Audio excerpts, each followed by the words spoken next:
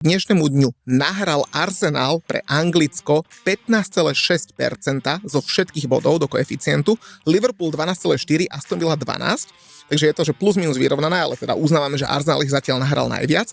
A čisto teoreticky, naozaj, že veľmi teoreticky, ak by Arsenal nehral v tejto sezóne Ligy majstrov, že vôbec, a Angličania by tam mali o jeden tým menej a celkovo iba 8 zástupcov v Európe, tak by to znamenalo, že koeficient Anglicka by bez tých bodov, ktoré Arsenal nahral, bol o 5% menší, naozaj, že ten podiel je tak malý, že by bol o 5% menší a klesol by na hypotetických 24,2 bodu, ako ten koeficient, bez Arsenalu.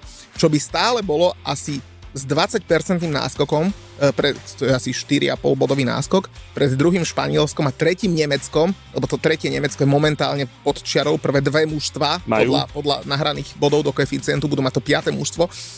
Takže samozrejme Arsenalu ďakujeme. Arsenal ale zase...